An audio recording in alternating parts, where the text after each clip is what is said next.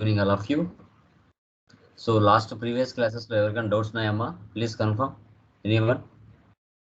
Page number 6 క్లియరా? అర్థమైందా? చేశారా 2 ప్రాబ్లమ్స్? అర్థమైంది సార్. రిమైనింగ్ వాళ్ళు అర్థమైందమ్మా? ఎవరికైనా డౌట్స్ ఉన్నాయండి? ఎనీవన్? Please confirm. చెప్పండి. హలో సార్, మనం పర్చేస్ లో ఇప్పుడు క్రెడిటర్స్ ద్వారా కాకుండా క్యాష్ ద్వారా కొన్నాం అనుకోండి, అప్పుడు అక్కడ క్యాష్ తీసుకోవాలా లేదా మా కంపెనీ పేరు తీసుకోవాలి? ఎలా సార్? క్యాష్ తీసుకొని అతని పేరు నెరేషన్లో రాసుకోవచ్చు కావాలంటే. Okay sir. ఓకేనా? సో అంతే. ఇంకా ఫర్దర్లో వస్తాయి, ఫర్దర్ క్లాసెస్లో క్లారిటీ ఉంటాయి. ఓకే, రిమైనింగ్ వాళ్ళమా అర్థమైందా? నిన్న చెప్పిన క్లాస్ ఇన్వెంటరీ అర్థమైందా? ఎవరికైనా డౌట్స్ ఉన్నాయండి? Anyone? Please confirm. Yeah, done guys.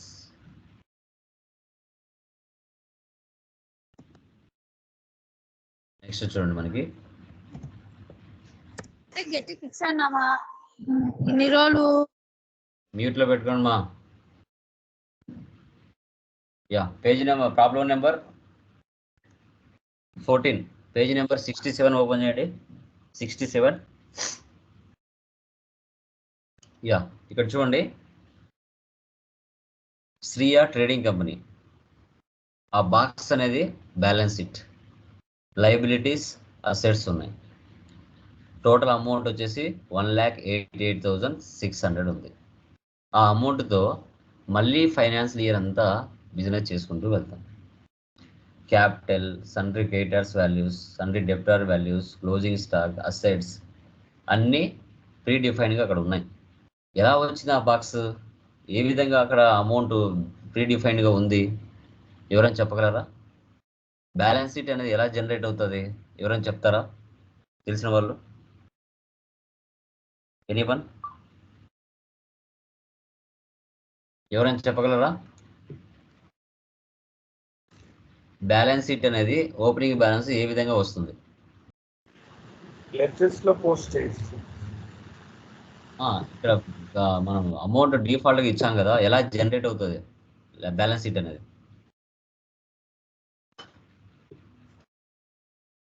ఎవరైనా చెప్పగలరా?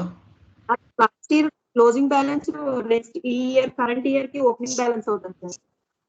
Super super.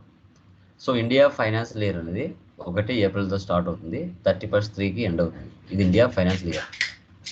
ఓకే, 31 మార్చ్లో మిగిలిన క్లోజింగ్ బ్యాలెన్స్ అంతా నెక్స్ట్ ఇయర్కి ఓపెనింగ్ బ్యాలెన్స్గా మారిపోతుంది. ఆ ఓపెనింగ్ బ్యాలెన్స్తో మళ్ళీ ఫైనాన్షియల్ ఇయర్ అంతా బిజినెస్ చేసుకుంటూ వస్తాం. అదే ఈ ప్రాసెస్. 31 మార్చ్లో అమౌంట్ ఇవ్వకపోయినా ఇచ్చినట్టుగా షో చేసుకుంటారు. షో చేసుకొని నెక్స్ట్ ఇయర్కి ట్రాన్స్ఫర్ చేసుకుంటారు. లాస్ట్ ఇయర్లో మిగిలిన క్లోజింగ్ బ్యాలెన్స్ అంతా నెక్స్ట్ ఇయర్కి ఓపెనింగ్ బ్యాలెన్స్ వస్తుంది. ఆ అమౌంట్తో మళ్ళీ ఫైనాన్షియల్ ఇయర్ అంతా చేసుకుంటూ వెళ్తాం. అలా ఇయర్ కంపెనీని స్ప్లిట్టింగ్ చేసుకుంటూ వెళ్తాం.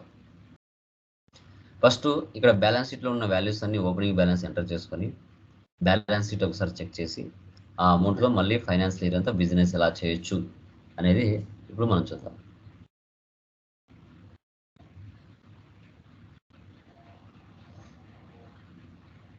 యా, టాలీ కనబడుతుందా? కన్ఫర్మ్ చేయండి.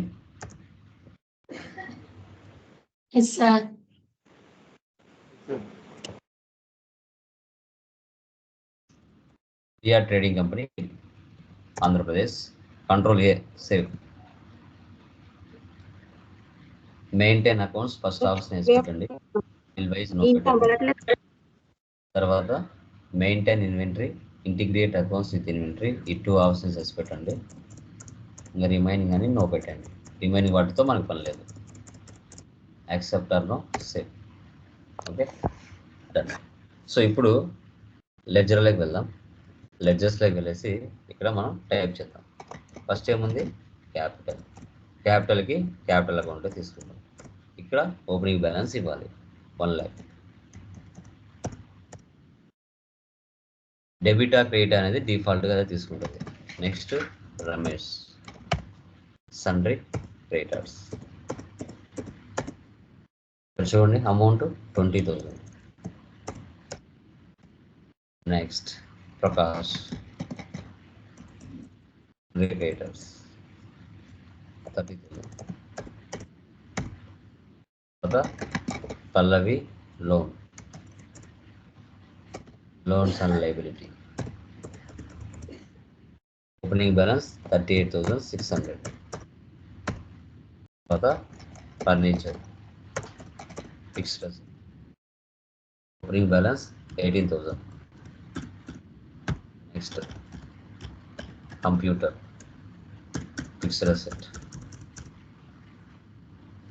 30,000. నెక్స్ట్ రామన్ కో అంటే debtors 10,000. Next Ravi and co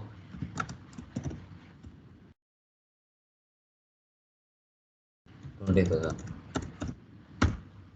next SBI bank cash అనేది డిఫాల్ట్గా ఉంటుంది కదా, అది మనం ఆల్టర్లోకి వెళ్ళి తీసుకొని ఆ అమౌంట్ ఇవ్వాలి.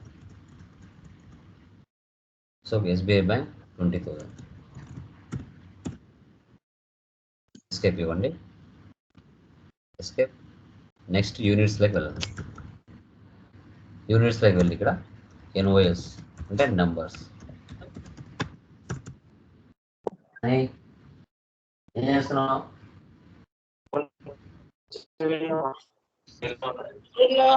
ఇల్లు ఏదో ఒకటి నేను మళ్ళీ వస్తాను. స్టాక్ ఐటమ్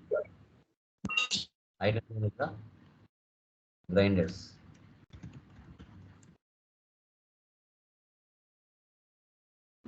ఇక్కడ ఓపెనింగ్ బ్యాలెన్స్ ఇవ్వాలి.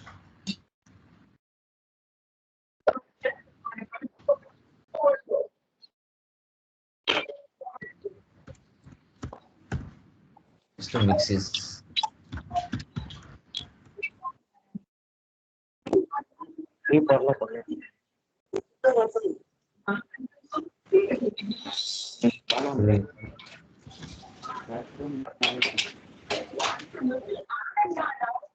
వచ్చేసి మ్యూట్ లో పెట్టి నాయిస్ చేస్తున్నారు. ఎందుకు మ్యూట్ ఆన్ చేస్తున్నారు? శివ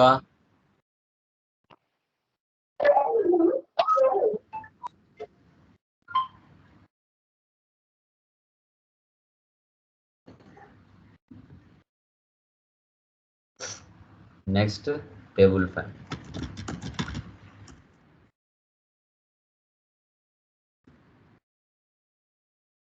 1,000.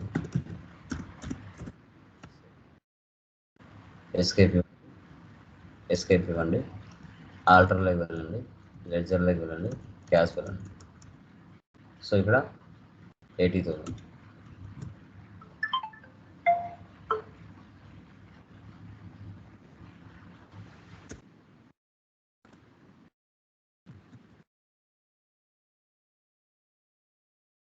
సో ఇప్పుడు వెళ్ళి ప్రాఫిట్ అండ్ లాస్ చూడండి, బ్యాలెన్స్ షీట్ చూడండి, ఆల్ట్ F1. సో ఎక్కడ అమౌంట్ రాంగ్ వచ్చింది, అది మార్చాలి. ఎక్కడ వచ్చింది?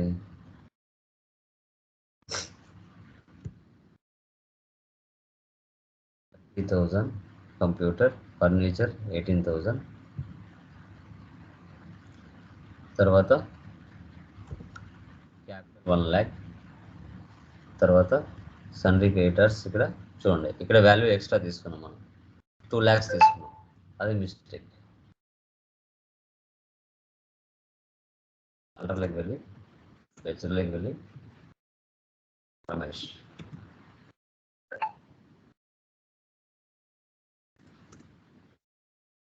$2 lakhs తీసుకున్నాం.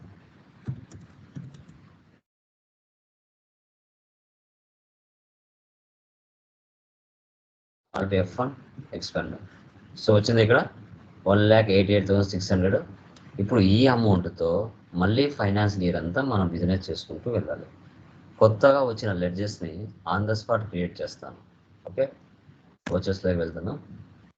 సో ఫస్ట్ వచ్చేసి రిసిప్ట్ తీసుకుంటున్నాను. ఫస్ట్ పర్చేజ్ కదా, పర్చేజ్ F9, డేట్ ఇవ్వండి 1/5, ఇయర్ వస్తుంది. ఓకే, పర్సనల్ ఇక్కడ ప్రకాష్, పర్చేజ్ లెడ్జర్ నేను చేయలేదు, on the spot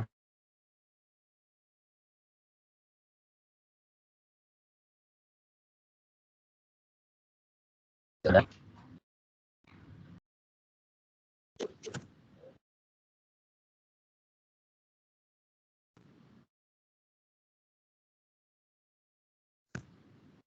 okay, ceiling fan చూడండి, రేటు ఓపెనింగ్ బ్యాలెన్స్ ఇచ్చా కాబట్టి డిఫాల్ట్గా అదే తీసుకుంటుంది. Table fan, excess,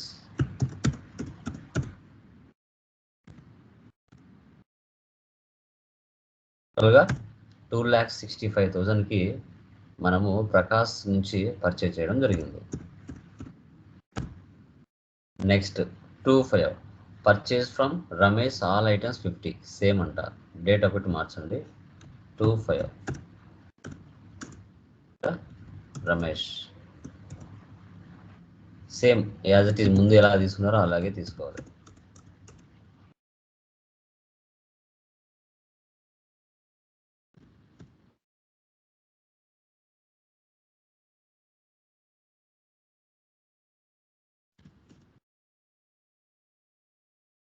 same 2,65,000 same, save చేయండి.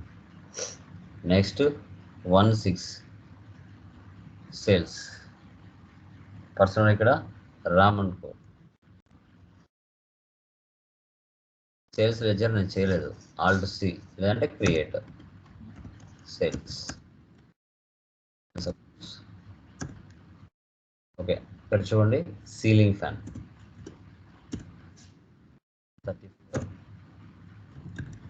1,000, టేబుల్ ఫ్యాన్ 35,100, తర్వాత మిక్సెస్ 35, తర్వాత grinders 35,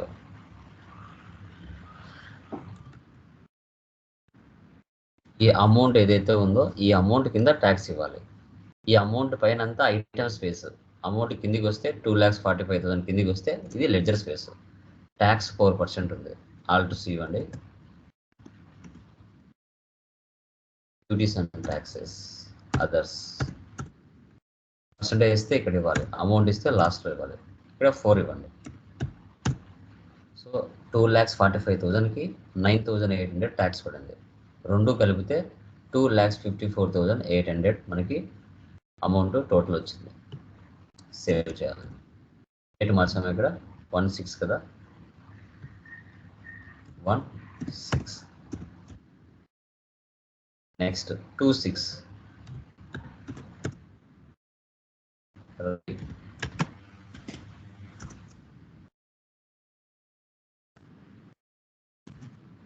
quantity 35, 35, mixes 35, grinders 35, same as it is 4%, same 2,54,800. Next క్యాష్కి sale చేస్తున్నాం, డేట్ చూడండి 31/7. క్యాష్ డైరెక్ట్గా పార్టీ నేమ్ దగ్గర క్యాష్ తీసుకోవాలి. సీలింగ్ ఫ్యాన్ సో 25, రేట్ వచ్చేసి 1,000. తర్వాత టేబుల్ ఫ్యాన్ 25, ఎక్సెస్ 25, గ్రైండర్స్ 25, 1,75,000 మనం సేల్ చేసాం. దాని కింద డిస్కౌంట్ ఇచ్చాడు, గుర్తుపెట్టుకోవాలి. పర్చేజ్లో డిస్కౌంట్ వస్తే మన బిజినెస్కి ఇన్కమ్ అవుతుంది, సేల్స్లో డిస్కౌంట్ వస్తే మన బిజినెస్కి ఎక్స్పెన్స్ అవుతుంది. ఇప్పుడు సేల్స్లో డిస్కౌంట్ వచ్చిందంటే మనం అండర్లో డిస్కౌంట్ అలౌడ్ తీసుకొని అండర్లో ఇండైరెక్ట్ ఎక్స్పెన్స్ తీసుకోవాలి. Alt C.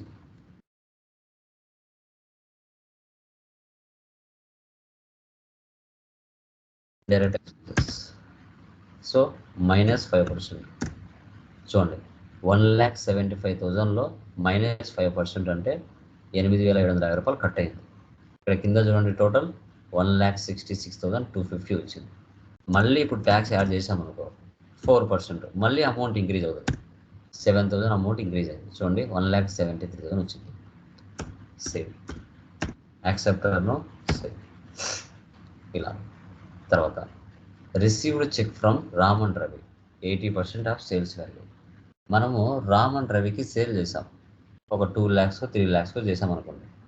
దాంట్లో 80% ఇచ్చారు, ఫుల్ అమౌంట్ ఇవ్వలేదు. 3 lakhs 2,50,000 ఎంతో ఇచ్చారు. దాన్ని ఎలా క్యాలిక్యులేట్ చేయాలి? Payment cash to Prakash and Ramesh 70%. మనం ఆల్రెడీ పర్చేజ్ చేసాం రమేష్ అండ్ ప్రకాష్ నుంచి. మనం ఫుల్ అమౌంట్ ఇవ్వలేదు వాళ్ళకి. మనం ఏం చేసాం? 70% వాల్యూ ఇచ్చాం. దాన్ని ఎలా క్యాలిక్యులేట్ చేయాలి? ఎక్కడికి వెళ్ళి చూసుకోవాలి అంటే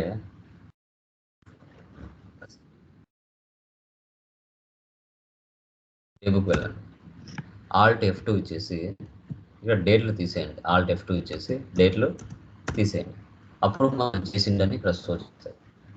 క్యాలిక్యులేటర్ ఆన్ చేయాలి, అంటే Ctrl+N కింద క్యాలిక్యులేటర్ ఆన్ అవుతుంది. సో ఫస్ట్ ఇక్కడ ఎవరున్నారు? ఇక్కడ రామ్ అండ్ రవి. రామ్ అండ్ రవికి ఎంత ఉంది అమౌంట్? ఇక్కడ సేల్స్ 2,54,800.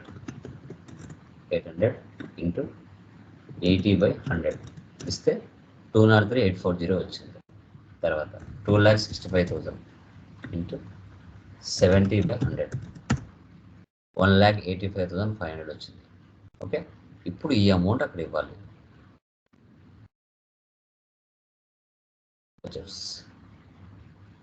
ఫస్ట్ రిసిప్ట్లోకి వెళ్ళండి. ఓకే, ఇక్కడ వచ్చేసి రామ్. సో 203,840 మళ్ళీ క్రియేట్ తీసుకుంటాం. 203,840 తర్వాత చెక్ తీసుకోవాలి. SBI bank. Next payment. So payment ఎవరు? ప్రకాష్. అమౌంట్ ఎంత? 1,85,500.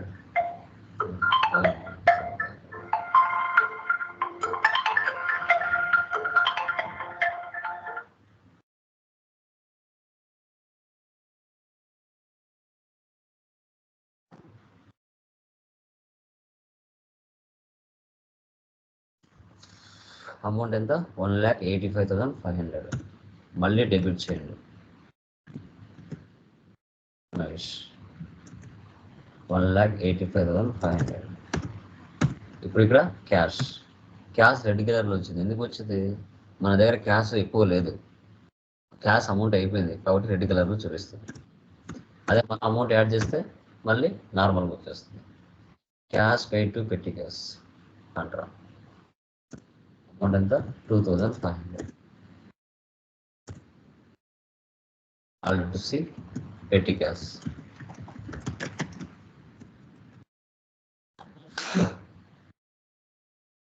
Cash in hand.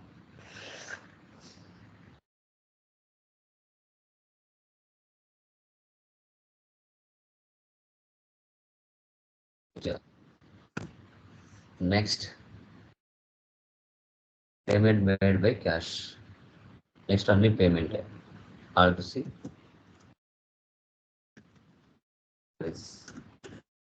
Indirect expenses. మళ్ళీ డెబిట్ చేయండి. Alt C. Wages, direct expenses, Ctrl+A, save 10,000. Electricity bill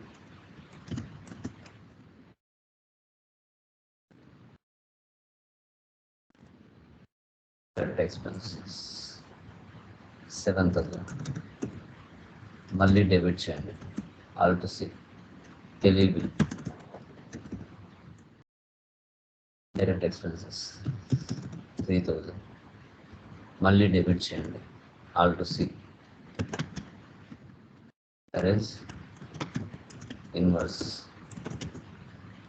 direct expenses 5,000. Arrays outwards.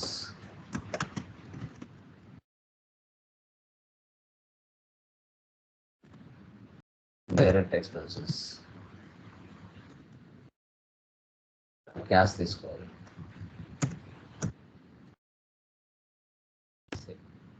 ఇలా అన్ని చెక్ చేయాలి. టాలీ ప్రైమ్ 4.0 మనం entries pass చేస్తున్నాం. Okay, ఎస్కి ఇవ్వండి. తర్వాత డే బుక్లోకి వెళ్తే మనం చేసిన ట్రాన్సాక్షన్స్ అన్ని చూడాలి అంటే ఇక్కడ డేట్లు తీసేసామంటే అన్ని కంటిన్యూ షో చేస్తాయి. ఒకవేళ మిస్టేక్స్ ఏమైనా చేసి ఉంటే చెక్ చేసుకోవచ్చు. Profit and loss alt F అని ఇస్తే ఎక్స్పాండ్ అవుతుంది. మనకి నెట్ ప్రాఫిట్ ఎంత వచ్చింది? 108,750. తర్వాత డాష్ బోర్డ్లోకి వెళ్తే మనకి 4.0లో ఇచ్చిన ఆప్షన్స్ అనమాట. ఇవన్నీ అన్నీ ఒకే చోట reports, assets and liabilities, net profit, gross profit, cash balance, bank balance, తర్వాత మనకి ఇన్వెంటరీ డీటెయిల్స్ ఇవన్నీ కూడా షో చేస్తాయి. తర్వాత stocks summary, right cell F12 వెళ్ళాలి. ఇక్కడ show goods inwards, show goods outwards ఈ రెండు ఆప్షన్స్ వేసి పెట్టుకోండి. ఇన్వర్స్ అంటే పర్చేజెస్, అవుట్వర్స్ అంటే సేల్స్, రిమైనింగ్ క్లోజింగ్ బ్యాలెన్స్ ఈ విధంగా షో చేస్తుంది. ఎస్కే ఇంకా బ్యాలెన్స్ షీట్లో వెళ్తే మనకి అన్ని వాల్యూస్ ఇక్కడ షో చేస్తుంది. సో ముందు ఉన్న వాల్యూ వేరు, ఇప్పుడు 4,82,950 రూపీస్ ఉంది. మళ్ళీ ఈ అమౌంట్తో మళ్ళీ ఫైనాన్షియల్ ఇయర్ అంతా బిజినెస్ చేసుకుంటూ వెళ్తారు. ఇలా మనం ఓపెనింగ్ బ్యాలెన్స్ లాస్ట్ ఫైనాన్షియల్ ఇయర్లో మిగిలిన క్లోజింగ్ బ్యాలెన్స్ అంతా నెక్స్ట్ ఇయర్కి ఓపెనింగ్ బ్యాలెన్స్ వస్తుంది. వచ్చిన తర్వాత ఈ అమౌంట్ని మనం ఏ విధంగా ఎంటర్ చేసుకోవాలి, ఓపెనింగ్ బ్యాలెన్స్గా ఎంటర్ చేసుకొని తర్వాత మనం ఒక ఫైనాన్షియల్ ఇయర్ అంతా బిజినెస్ ఎలా చేయాలన్నదే ఈ యొక్క కాన్సెప్ట్. ఓకే, ఏమైనా డౌట్ ఉందమ్మా దీంట్లో? Please confirm anyone. ఎవరిగా డౌట్ ఉందండి ఈ ప్రాబ్లంలో? Please confirm. ఓపెనింగ్ బ్యాలెన్స్ ఎలా ఎంటర్ చేయాలి? సేల్స్లో ట్యాక్స్ 4% ఇస్తారు కదా, ఎగ్జాంపుల్ కోసం అని సపరేట్ గా ట్యాక్స్ ఉంటుంది సార్ సేల్స్. ఎగ్జాంపుల్ కోసం ఇక్కడ ఏంటంటే వితౌట్ జిఎస్టీ ఇది. మన జిఎస్టీలోకి వెళ్ళిన తర్వాత ట్యాక్సెస్ వేరు ఉంటాయి. మన జిఎస్టీ లేకుండా ట్యాక్స్ ఏ విధంగా ఉంటుంది అనేది జస్ట్ నార్మల్. ఓకే సార్, ఒక వన్ టైప్ ఆఫ్ ప్రాబ్లం లాగా. ఓకే, రిమైనింగ్ మా అర్థమైందా? శివ, హరీష్, గణేష్, శివపార్వతి, నాగరాజ్ అర్థమైందండి? సో నెక్స్ట్ చూడండి టెక్నికల్ పాయింట్స్ డిస్కస్ చేద్దాం.